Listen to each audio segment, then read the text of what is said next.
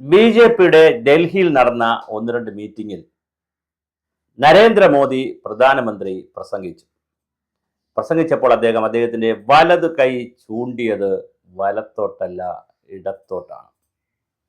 അതിൽ രണ്ട് സ്റ്റേറ്റിനെ വച്ചുകൊണ്ടാണ് അദ്ദേഹം വർത്തമാനം പറഞ്ഞത്. ഒന്ന് ബംഗാളിലാണ് നദി അവസാനിക്കുന്നത്. ഗംഗാ നദിയുടെ ഒഴുക്ക് ബംഗാളിലേക്ക് പോകും. അതുപോലെ കേരളത്തെയും പറഞ്ഞു. നമ്മളിപ്പോൾ ചർച്ച ചെയ്യുന്നത് ബംഗാളിനെ കുറിച്ചാണ്.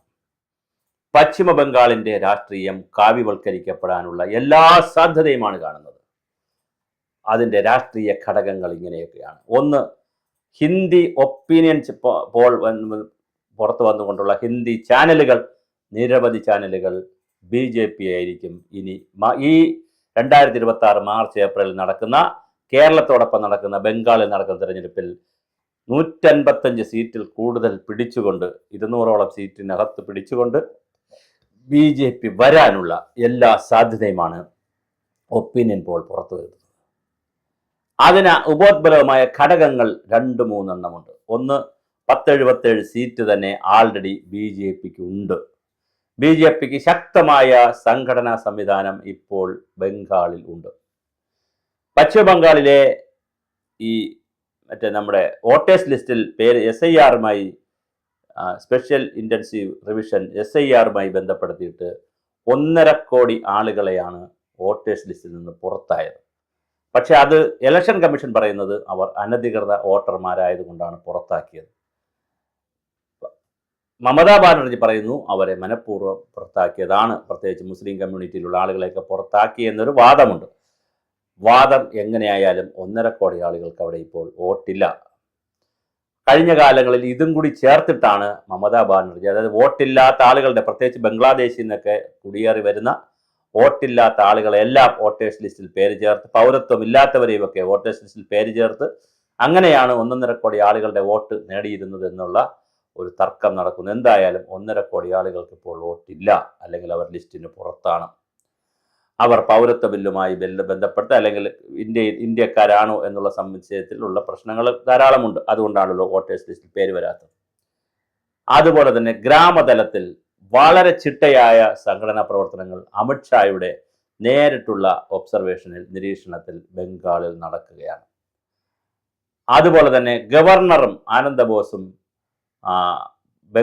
പശ്ചിമ ബംഗാൾ മുഖ്യമന്ത്രി മമതാ ബാനർജിയുമായിട്ടുള്ള തർക്കം കൊടുമ്പിരിക്കൊണ്ടിരിക്കുന്നു. പല കാര്യങ്ങളിലും ഗവർണറുടെ പക്ഷത്താണ് ജനങ്ങൾ നിൽക്കുന്നത് എന്നൊരു തോന്നൽ പശ്ചിമ ബംഗാളിൽ വന്നിട്ടുണ്ട്. അതുപോലെ തന്നെ അവിടെ ഒരു ഡോക്ടറുടെ മരണവുമായി ബന്ധപ്പെടുത്തി അതിഭയങ്കരമായ, അതിഭയാനകമായ ആൻറ്റി ഇൻകംബൻസ് ആണ്, ഭരണവിരുദ്ധ വികാരമാണ് ബംഗാളിൽ ഉണ്ടായത്.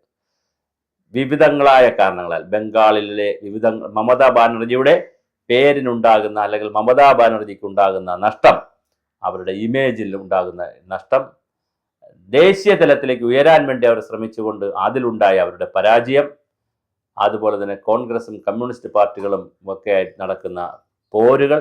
ഇതിനകത്ത് വളരെ രസകരമായ മറ്റൊരു കാര്യം, കമ്മ്യൂണിസ്റ്റ് പാർട്ടിയിലെ അല്ലെങ്കിൽ മാർക്സിസ്റ്റ് CPMലെ മഹാഭൂരിപക്ഷം ബ്രാഞ്ച് കമ്മിറ്റി ഓഫീസുകളും ഏരിയ കമ്മിറ്റി ഓഫീസുകളും ജില്ലാ കമ്മിറ്റി ഓഫീസുകളും ഒക്കെ, അതിൻ്റെ കഴക്കോലും പിന്നെ ഓരോ കാര്യങ്ങളൊക്കെ മറ്റ് പാർട്ടിക്കാരെടുത്തുകൊണ്ട് പോയി, വീട്ടുകാരെടുത്തുകൊണ്ട് പോയി, വിറകിനെടുത്തുകൊണ്ട് പോയവരുണ്ട്, അല്ലാതെ മറ്റു കാര്യങ്ങൾക്ക് എടുത്തുകൊണ്ടവരുണ്ട്, വിൽക്കാൻ എടുത്തുകൊണ്ട് പോയവരുണ്ട്, പല രൂപത്തിൽ എടുത്തുകൊണ്ട് പോയിട്ടുണ്ട്. പക്ഷേ അവിടെ CPM വീണ്ടും വേര് പിടിക്കുന്നുണ്ട്. അവർ ചെറിയ തോതിൽ ഗ്രാമങ്ങളിൽ CPM വേര് പിടിക്കുന്നു. ചെറിയ തോതിൽ CPM പിടിക്കുമ്പോൾ വലിയ തോതിലാണ് BJP വേര് പിടിക്കുന്നത്. ഇതാണ് വ്യത്യാസം. ആനയും കടലാടിയും പോലുള്ള വ്യത്യാസമുണ്ട്. മമതാ ബാനർജിയുടെ കാലം ആൾമോസ്റ്റ് കഴിഞ്ഞു എന്നാണ് ബംഗാൾ കാറ്റ് പറയുന്നത്, ബംഗാളിൽ നിന്നുള്ള ന്യൂസുകൾ പറയുന്നത്.